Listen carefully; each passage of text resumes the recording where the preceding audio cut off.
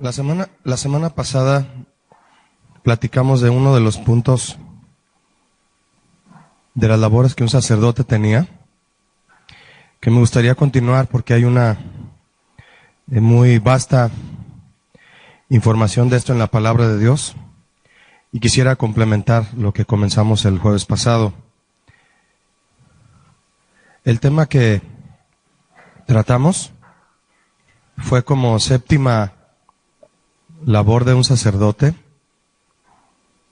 era tener cuidado del arca, y sigue siendo una labor de todos aquellos que servimos al Señor, tener cuidado del arca del pacto.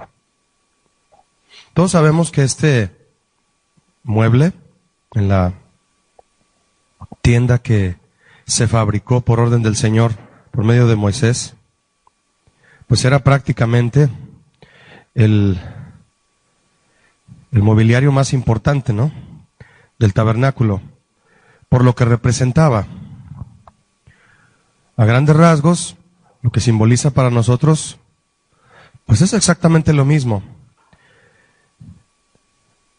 El cuidado que debemos de tener como siervos de Dios es que siempre el Señor vaya delante de nosotros, guiándonos. Y esto obviamente implica que seamos hombres y mujeres de la palabra y de oración. Estuvimos hablando con respecto a la experiencia de Josué y cómo cuando enviaron a los sacerdotes delante del pueblo, el pueblo cruzó el Jordán después de que los sacerdotes habían cruzado y el río se detuvo. En este caso lo dice expresamente, el río no se separó en dos. Se detuvo, y eso evitó que el agua siguiera descendiendo, y es entonces que el pueblo volvió a tener una experiencia de pasar en seco en las aguas, en donde corrían las aguas. Es sorprendente la gracia de Dios con respecto a que este milagro se repita, el hecho de que el pueblo pase en seco en un lugar donde hay aguas, en este caso fue un río, demostrando que Dios sigue teniendo misericordia de su pueblo, pero que los líderes deben de ser sensibles siempre para saber ir detrás del plan de Dios. Entonces, por eso que, de una forma general, para que lo aprendamos y lo retengamos, tener cuidado del arca del pacto, para nosotros los siervos de Dios en la actualidad, es tener cuidado de que la presencia de Dios sea siempre el marco en donde se desarrolla la iglesia, su voluntad. Y para eso debemos ser hombres y mujeres de oración, clamar que el Señor siempre esté ahí. Moisés expresó algo al Señor muy emotivo cuando estaba a punto de sacar a Israel de Egipto. Él le dijo al Señor: si tú no vas con nosotros, no nos saques de aquí.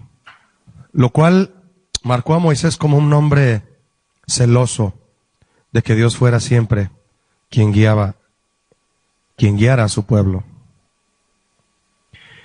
Al final de la clase pasada leímos un pasaje en este tema respecto a la actitud de Elí, un sacerdote que fue negligente y no enseñó el valor esencial del tabernáculo a sus hijos. Se desprenden muchas responsabilidades, mis hermanos, de este deber sacerdotal. Decir que somos cuidadores del arca del pacto es hablar de muchas responsabilidades. Vamos a ver aquí las consecuencias que sufrió Elí, sus hijos y una de sus nueras, cuando descuidó esta labor en el tabernáculo como el responsable principal. Y la responsabilidad que yo veo aquí a la que un hombre como Elí faltó fue a transmitir esta responsabilidad a las siguientes generaciones.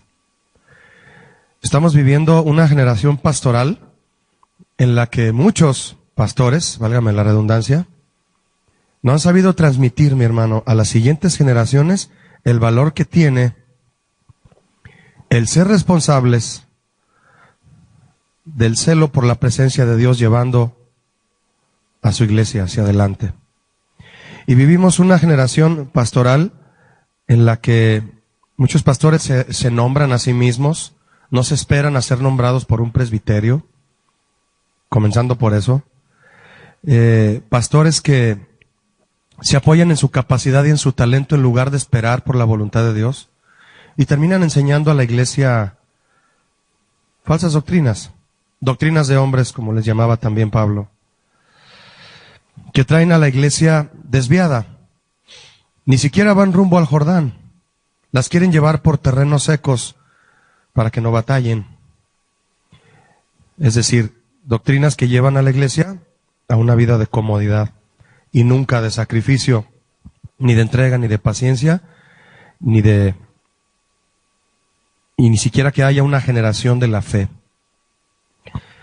Elí cometió este error y Dios le reclamó por qué no le estorbó a sus hijos para que fueran sacerdotes responsables. Sí los exhortó, en un pasaje que leímos el jueves pasado, vimos que los exhortó, pero el pasaje que vamos a leer hoy nos dice que realmente su exhortación no cobraba sentido, no hubo un resultado en sus hijos, por lo tanto vemos que la exhortación de Elí fue tardía, no fue a tiempo. Cuando tú no exhortas a un hombre a tiempo, cuando es posible que su corazón sea moldeado y su mentalidad sea transformada, cuando ya quieres después exhortarlo, ya es tarde. Ya es tarde. Es como si quisieras darle forma a una gelatina cuando ya está cuajada, ¿no?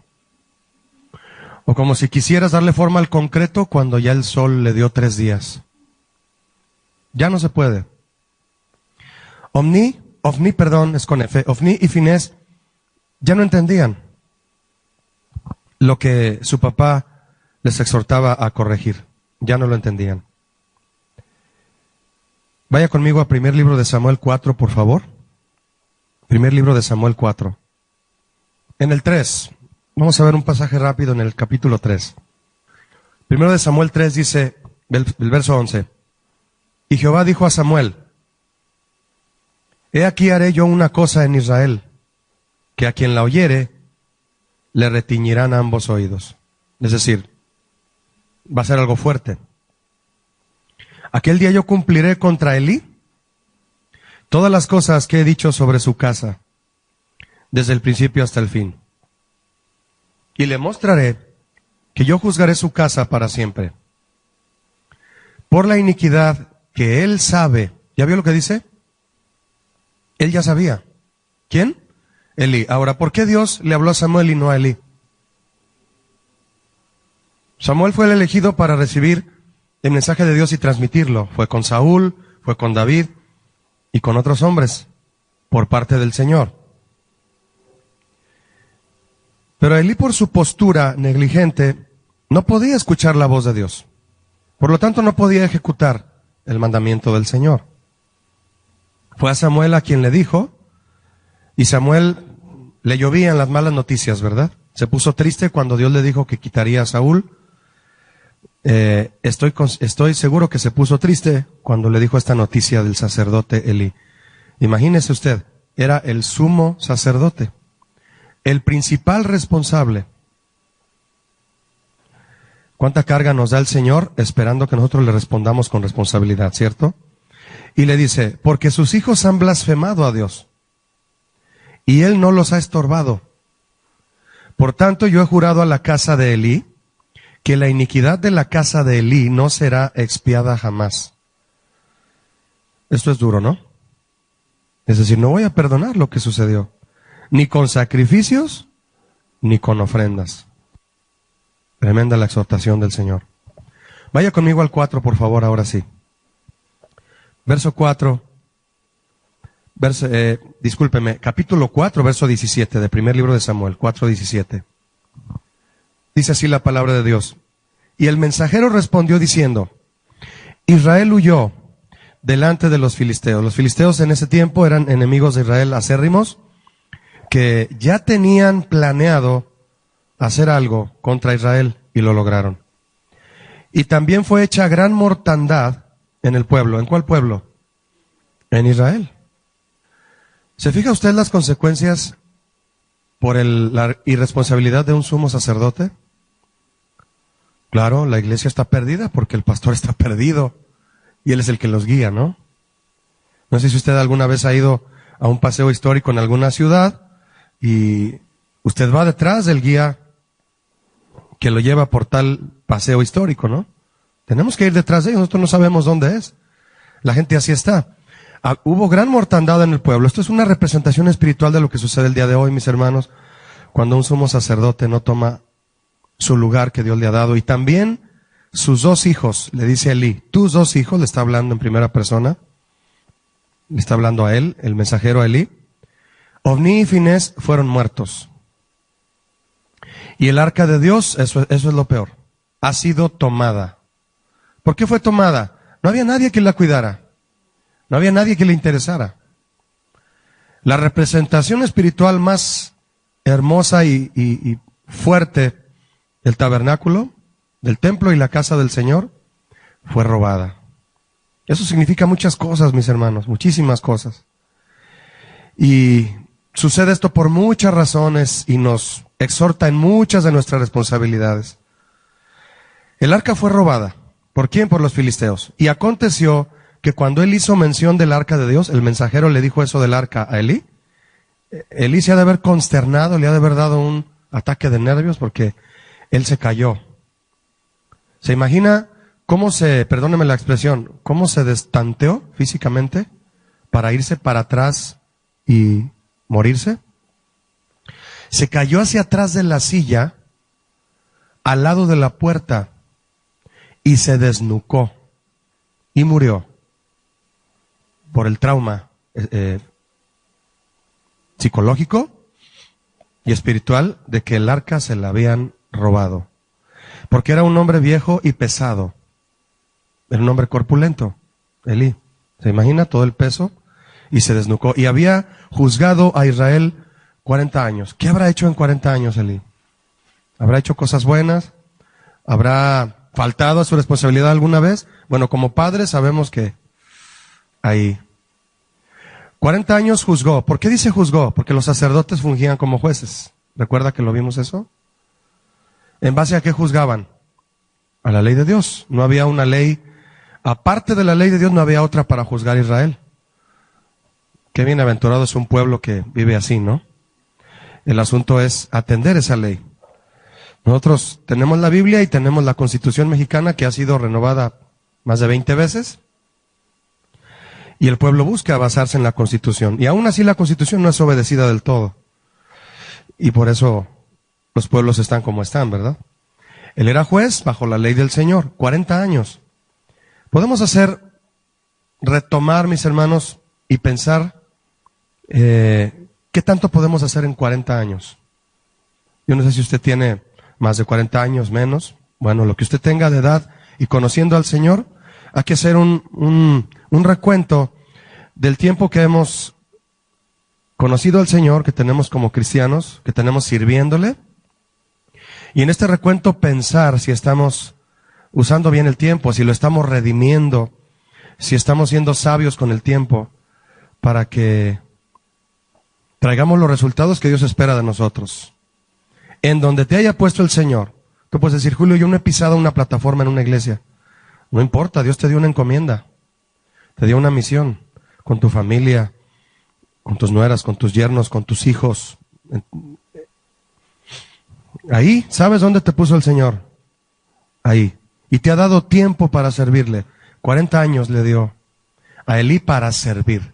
Tal vez empezó a los 20, a los 30. Era levita. Y ya tenía un llamado de familia, de casta, de linaje, a servir a Dios. 40 años. Parece ser que como padre no fue muy bueno. No lo fue.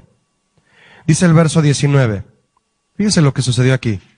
Y su nuera, la mujer de Finés, o sea, resulta que Finés era casado, el sacerdote, que estaba encinta, estaba esperando un bebé, cercana al alumbramiento, oyendo el rumor que el arca de Dios había sido tomada, y muerto su suegro y su marido, ¿se imagina?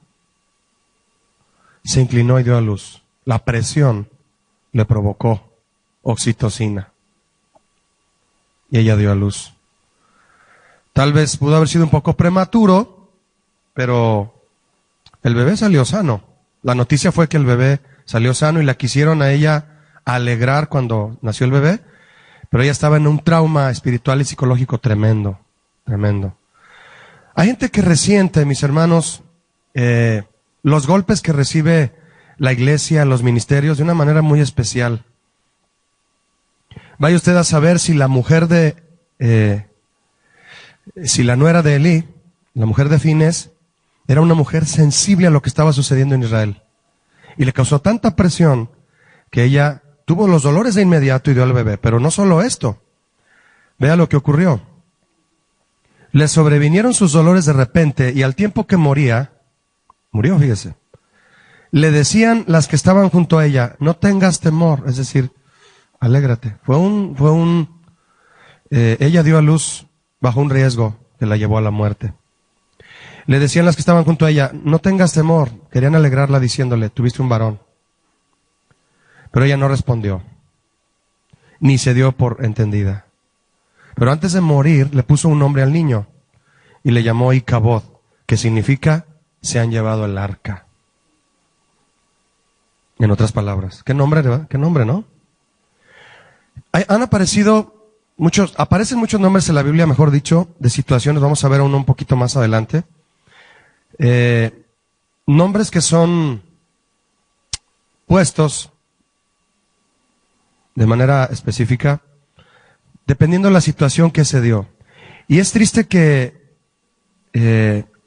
una situación, un lugar o una persona, en este caso un niño, quede marcado por el descuido de un liderazgo negligente. Así es. Yo he conocido a personas, mi hermano, que se desvían por liderazgos negligentes. Sí, somos responsables y Dios va a demandar la sangre de ellos. De que tú hayas ido a exhortar a tiempo a una persona para que su alma no se pierda. Y que Dios no te reclame a ti que fuiste irresponsable para traerlo al conocimiento. Dios no solamente va a exhortar en aquel día del juicio a aquellos que no quisieron tomar su palabra y su salvación, no solamente los va a exhortar diciendo, yo te hablé ese día, y les va a poner un video, ¿verdad?, del día en que recibieron el mensaje del Evangelio. También les va a reclamar a aquellos que se quedaron callados y no hablaron, que fueron como perros mudos, ¿verdad? No hablaron, no profetizaron, no dieron la palabra. El niño se llamó, traspasada es la gloria de Israel, por haber sido tomada el arca de Dios y por la muerte de su suegro y su marido. Dijo pues esta mujer, traspasada es la gloria de Israel, porque ha sido tomada el arca de Dios. Este es el cuadro bíblico, mis hermanos, más triste con respecto a la falta de la presencia de Dios en el mismísimo lugar donde Dios eligió manifestarse en la tierra, en Israel. En Juan capítulo 1 dice, a lo suyo vino. ¿Quién vino a lo suyo? ¿Qué es lo suyo? A su casa. Jesús vino a su casa. ¿Cuál era su casa? ¿Israel? ¿Belén? ¿Nazaret? Al país. A lo suyo vino, eso significa que vino a su casa, el lugar que él escogió para manifestarse y vivir y enseñar, discipular, no le recibieron, dice Juan capítulo 1. A lo suyo vino y los suyos no le recibieron. Vino al lugar que escogió y no le recibieron. Después viene la promesa hermosa, ¿verdad? Más a los que le recibieron, a los que no le rechazaron. Él sigue viniendo. Y este cuadro de Icabod, la gloria del Señor es traspasada, habla de un rechazo, mis hermanos, que llevó años. Que no seamos encontrados en nuestra vida, rechazando la gloria de Dios, mis hermanos, de tal forma que nuestro futuro sea incierto. Y peor aún, que nuestro futuro sea de muerte espiritual. 40 años sirviendo en Israel para que el final haya sido de muerte. Muerte es una palabra que no nos queda a los cristianos. ¿La muerte? Vaya conmigo, si es tan amable, al primer libro de Crónicas, capítulo 13. Este es un pasaje muy especial en las experiencias de David, que nos habla dentro de este mismo tema del cuidado del arca, y que contiene muchísima enseñanza que usted le puede ser revelada por el Señor de una manera muy especial para entender la voluntad de Dios al respecto de esta labor sacerdotal. En su tiempo, antes de leer, David aprendió por disciplina de Dios. Usted puede aprender por leer el manual del carro o porque se le desviele. Puede aprender que se le debe cambiar el aceite, ¿verdad?, al carro. Solo hay dos formas de aprender. Repito, leyendo el manual y se lo cambia a tiempo, o cuando ya el carro empiece a marcarle que está caliente y se le está desvielando. ¿Cómo aprendió David? Algunas cosas las aprendió porque se le desvieló el carro. Otras porque alcanzó a leer. ¿Qué tienen los compositores de alabanza que son tan románticos que se les puede llegar a olvidar la esencia del ministerio? Y es estar en la palabra, en la palabra. Hay músicos que terminan siendo solo músicos, pero nunca aspiran a ser sacerdotes. Nunca. Parece ser que David nunca aspiró a ser un hombre, aunque en realidad terminó sus días, aunque no con mucho gozo, sí terminó sus días amando la ley de Dios y entendiendo que la obediencia a Dios era siempre la esencia del ministerio. Por encima de que fue un hombre que adoró a Dios con cánticos de continuo, siempre, y que Dios lo usó para dejar marcado a través del libro de los Salmos, aunque él no escribió todos los Salmos, Dios lo usó para dejar un legado de adoración a la iglesia actual. Pero aprendió muchas cosas a golpes, mi hermano. En muchas cosas fue aborazado, fue intempestivo, fue impaciente el rey David. Pero fue un hombre conforme al corazón de Dios, explíqueme usted eso. Siempre que le corregían un error, siempre se arrepentía. Y aunque parecía que lo hacía muy tarde y sufría las consecuencias de cada uno de sus errores, siguió adelante y llevó a cabo uno de los reinos más gloriosos para el pueblo de Israel. Tan alto fue, tan grande y especial fue la misericordia de Dios sobre él, que a Jesús le decían, Hijo de David. Y a Jesús no le molestaba. ¿Por qué me dicen hijo de David? Mejor díganme, no sé, escoger otro nombre. Díganme hijo de José. José, ¿verdad? El que le dijo no a la esposa de Potifar. No me voy a acostar con usted. Y David, a la primera que vio a Betsabé, la mandó traer. Y mató al esposo. ¿Qué tal? Y a Jesús le decían, Hijo de David. En una ocasión le dijeron, Hijo de David, ten misericordia de mí. Y sanó al que le pedía misericordia. ¿Qué tenía David? Bueno, aprendió por disciplina de Dios muchas de las cosas que aprendió. Como nosotros, ¿verdad? Aprendió la forma correcta de valorar la esencia de Israel. Dígame cuál es la esencia en Israel. La presencia de Dios, porque eligió a Israel como su casa. Aquí voy a vivir. Ahí nació Jesús.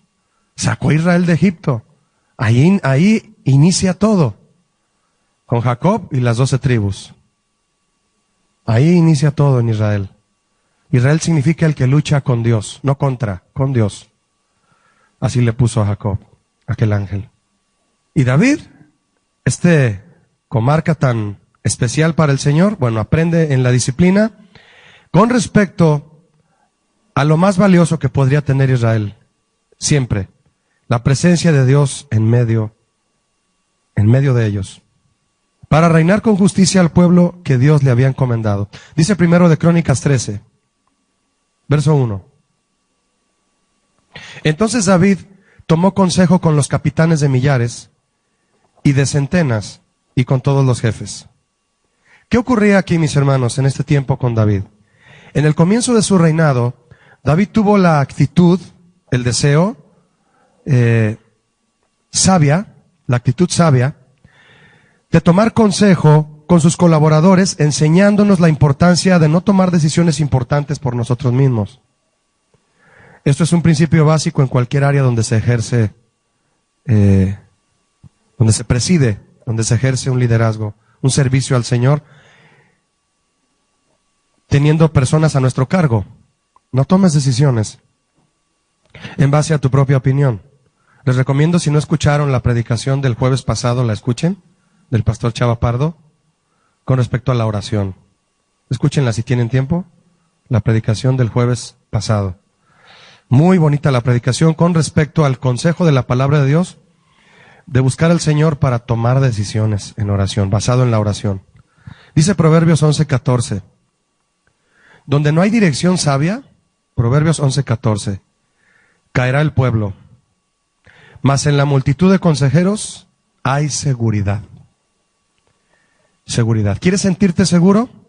Hay que buscar el consejo de hombres y mujeres que buscan al Señor. David fue muy leal en el comienzo de su llamado. Cuando fue ungido por Samuel, fue leal en sus principios. Le fue leal a sus hermanos cuando los fue a visitar a la guerra, les llevó de comer. Le fue leal a su pueblo, portándose valiente en contra de Goliat.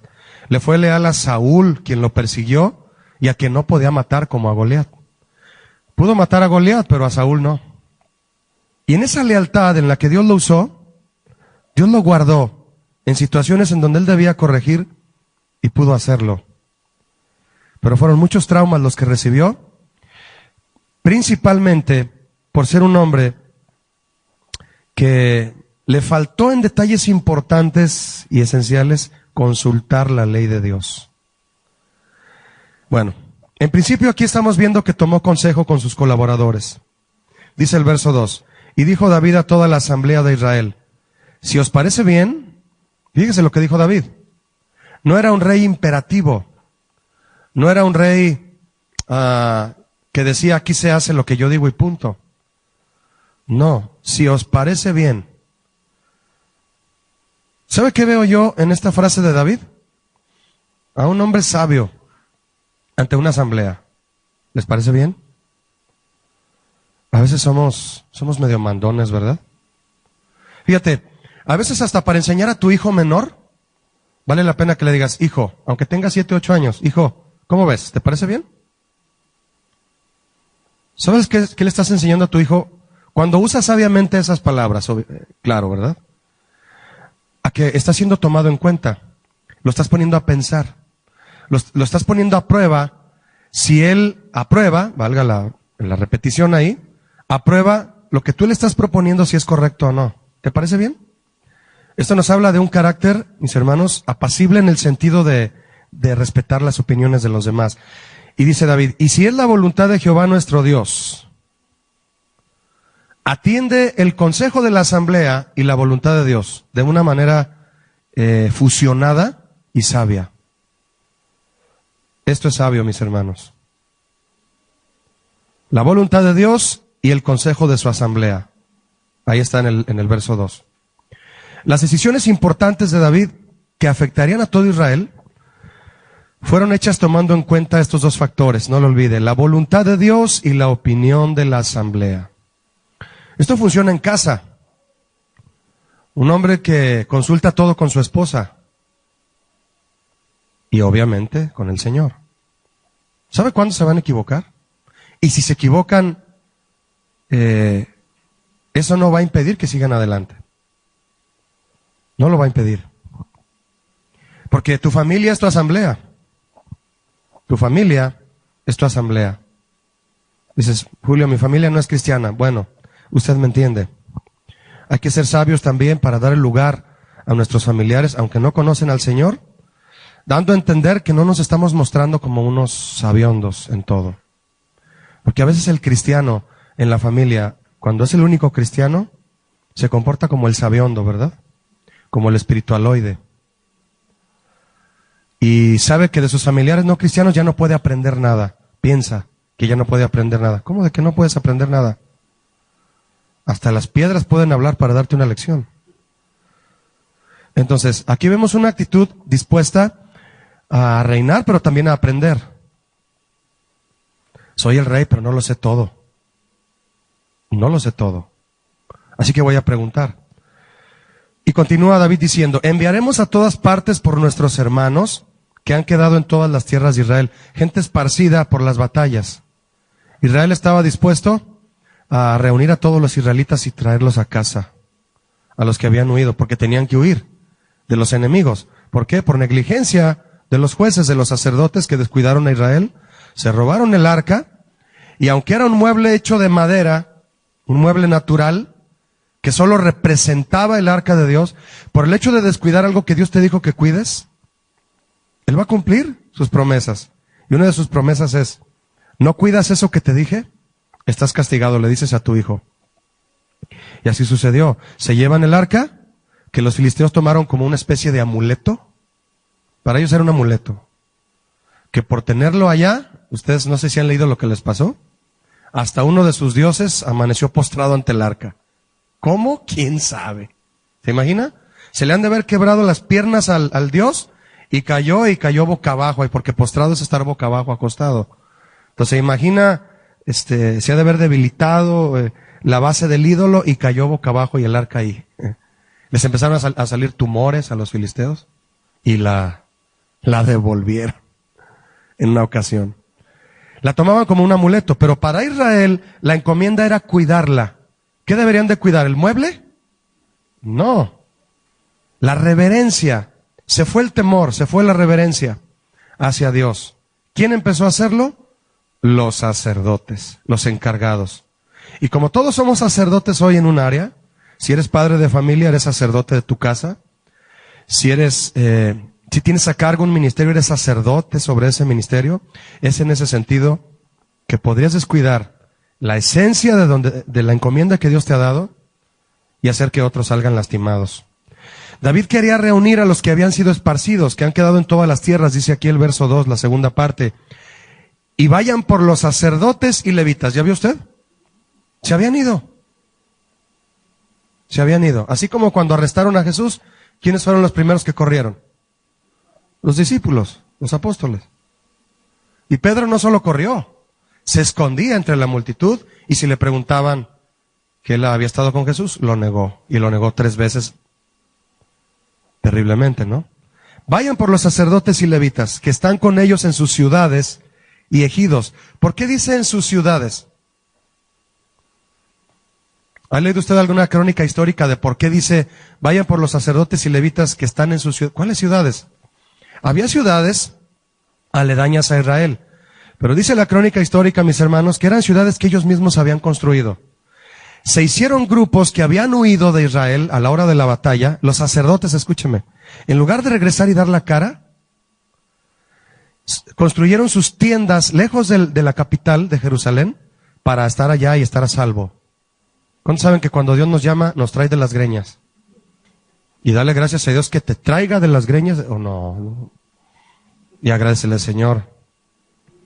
¿O quieres que te deje ahí en tu casa de campaña que tú hiciste para mejor no meterte en problemas en el ministerio? Ya cuando una persona, mis hermanos, entra a servir al ministerio, vienen muchas cosas que lo van a querer desanimar. ¿Y qué vas a hacer? No, yo ya me voy, mejor hago mi casa de campaña allá. Y allá me quedo tranquilo, yo que tengo que andarme metiendo en problemas. Allá van a ir por ti. Allá como a Jonás, exactamente. Así es. Dice el 3. ¿Y traigamos qué? El arca. Fíjese, antes de traer el arca, tenía que traer a los responsables que debían de cargarla. Pero David todavía ignoraba muchas cosas, Todavía.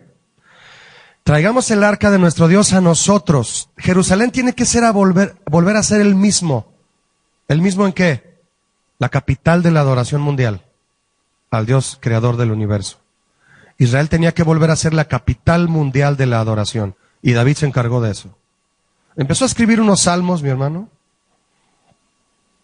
que hablaban de esto. Hablaban del regreso de la gloria de Israel a su sede, a Israel. Para eso me puso como rey el Señor. O me puso como rey para entrar en la nómina y gobernar por el tiempo que Él me permita y traerle paz a este pueblo en el sentido político y religioso. No. No, hay que traer el arca, porque desde el tiempo de Saúl no hemos hecho caso de ella. Habían transcurrido, mi hermano, ¿sabe cuánto tiempo aproximadamente desde que David había recuperado el arca y la dejó guardada? Porque a Saúl no le importaba traerla, y si David se atrevía a traerla, para Saúl era un acto de casi de sacrilegio para su reinado. Así que David, cuando la recuperó, la guardó en la casa de un amigo de él, que se llamaba Abinadab. Y en la casa de Abinadab el arca estuvo 20 años, ¿se imagina? 20 años. Por eso dice aquí David, desde el tiempo de Saúl. Entonces, David no sabía qué debía hacerse, cómo debía de hacerse la transportación del arca a Israel. Él sabía que no era cualquier cosa como para, vayan por ella, nomás tápenla bien y tráigansela. Como manejando la gloria de Dios de una manera que se puede contener. ¿Se imagina? Tratar de manipular algo incontenible. Y así fue. Tuvo una experiencia de tropiezo David de la que aprendió mucho. Fíjese, vea conmigo cuáles son las áreas a las que David le dio máxima importancia al comienzo de su reino. Primeramente a sus hermanos, su gente y su pueblo. Cuando dijo, vayan por ellos. ¿A qué le dio importancia a David? A las almas de Israel, a la gente. ¿Qué debe ser importante para un líder? La gente. Dios nos ha puesto a ministrar a la gente. A gente que tiene sentimientos, necesidades, enfermedades, situaciones en casa terribles. Terribles. Y el pastor preocupándose porque le suban el sueldo. Porque sí los hay, mis hermanos. Sí los hay. Pastores en iglesias enormes preocupándose porque su sueldo se suba. Hay que poner atención en lo más importante. Cuando tú trabajas y amas el trabajo, en una manera de decir amas el trabajo, te gusta producir y trabajar, el dinero llega solo. El que trabaja con amor a su trabajo, Dios le suple todas sus necesidades. El que trabaja por el dinero, se va a afanar tanto por el trabajo que se va a morir trabajando, y se supone que debes trabajar para vivir, no matarte trabajando. Es en ese sentido que también los líderes espirituales corremos el riesgo de caer en esta trampa. El pastor Adrián me platicaba de un joven que tenía dotes de pastor, y cuando le invitaron a trabajar, a tomar cargo de una de las casas de oración, en la charla, en la asamblea donde él fue invitado, me dijeron, bueno, ¿tienes alguna duda? ¿Qué más falta que hablemos para empezar a trabajar? Y él dijo, ¿cuánto voy a ganar? A ganar. Ni siquiera, y es que nos equivocamos tan feo, mis hermanos, ni siquiera en la forma de decirlo. No es un empleo. No somos empleados.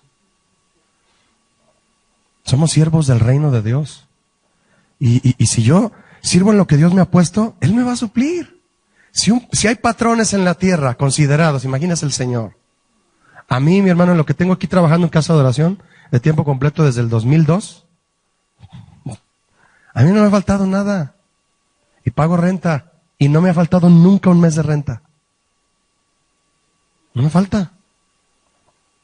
Nada. No. Es un grave error fijarse y poner la mirada en las cuestiones materiales cuando sirves a Dios. David dijo, traigan a la gente.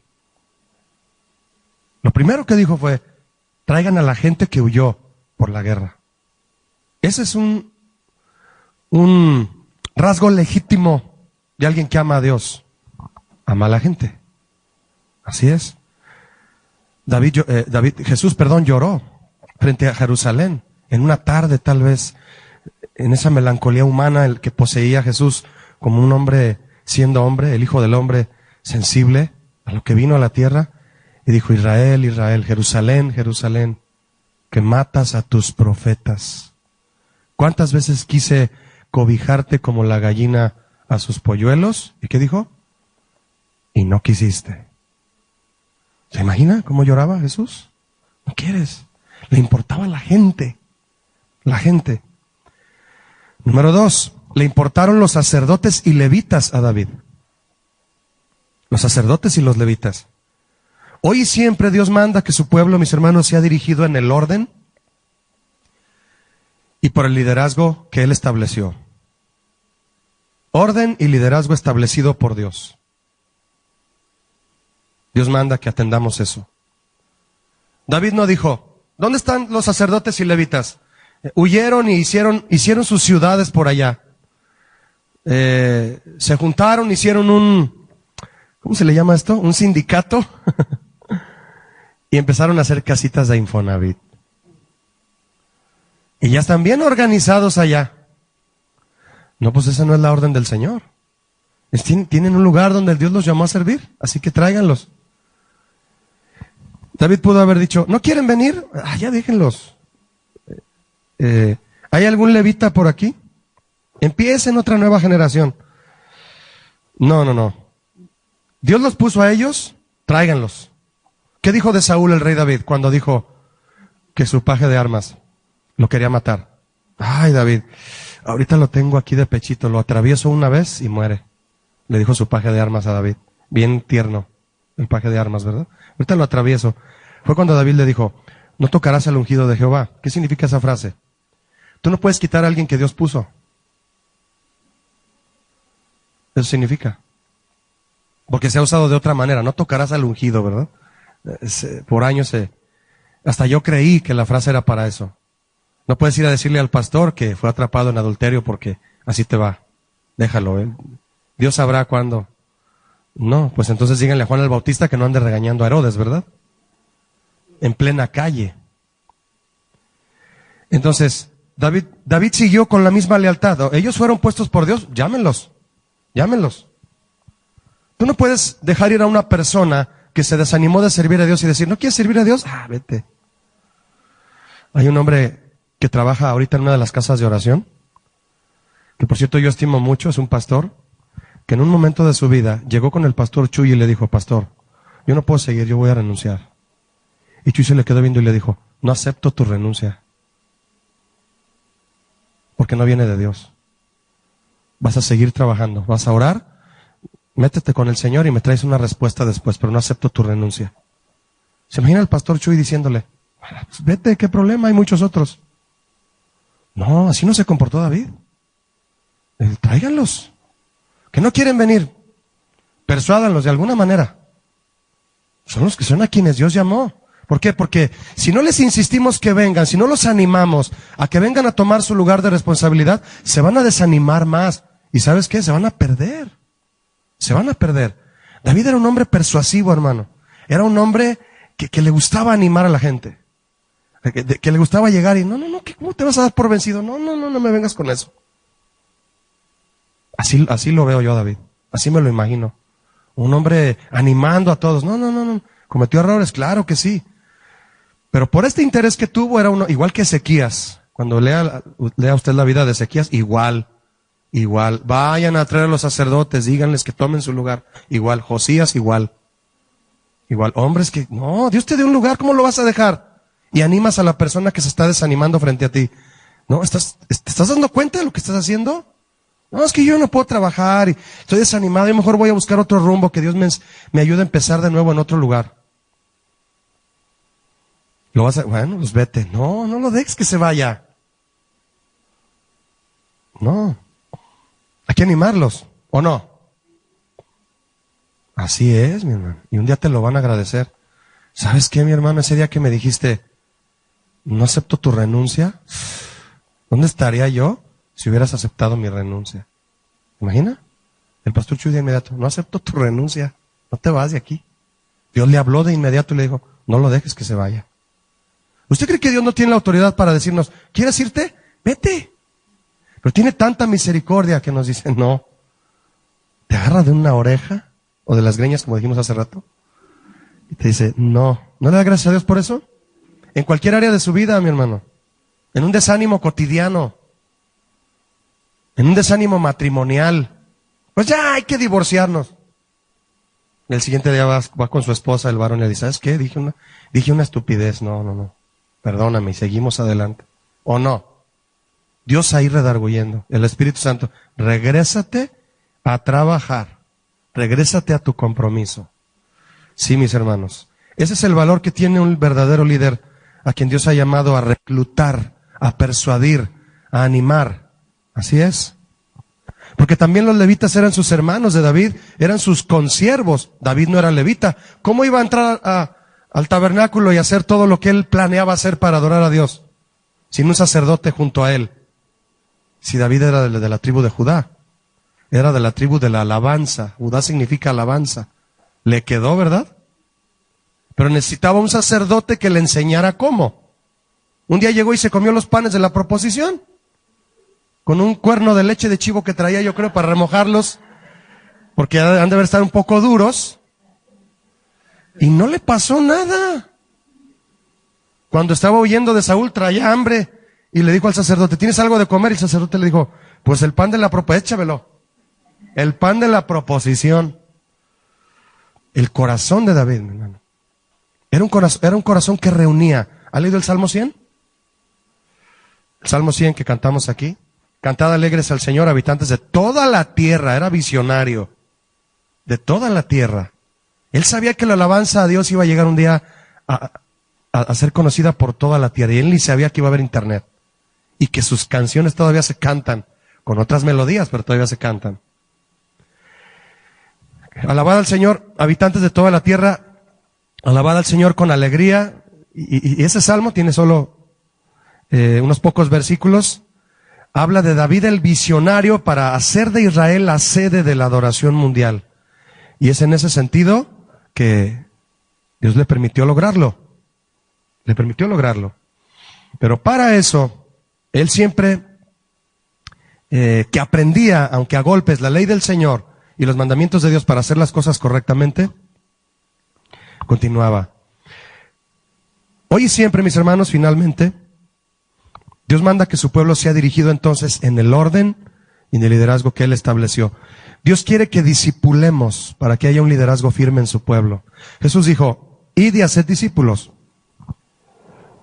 Sabía que los que habían huido, sacerdotes y levitas, eran hombres con experiencia que tenían que venir y regresar a Israel a reclutar a los siguientes levitas jóvenes. ¿Por qué mandó Jesús que discipuláramos? Porque Él desea líderes firmes y fieles en su iglesia y en sus hogares. Y finalmente, el tercer deseo de David, el primero fue traer a la gente, a su pueblo, a sus hermanos, era su familia, traer a los líderes y traer el arca del pacto. Dice el verso 4, donde usted está leyendo conmigo de 1 Crónicas 13. ¿Es Crónicas o Samuel? 1 Crónicas 13, dice el verso 4. Y dijo toda la asamblea que se hiciese así. Respondieron, sí, David, eso hay que hacer, porque la cosa parecía bien a todo el pueblo. Claro, cuando las prioridades están en el orden de Dios, el Espíritu Santo nos confirma a todos, a todos. Dios siempre confirma a todos cuando algo está en su voluntad. Entonces David se decide a traer el arca y es cuando ocurre su experiencia. Pero bueno, la veremos luego si Dios nos permite. Lo dejamos hasta aquí, que Dios les bendiga.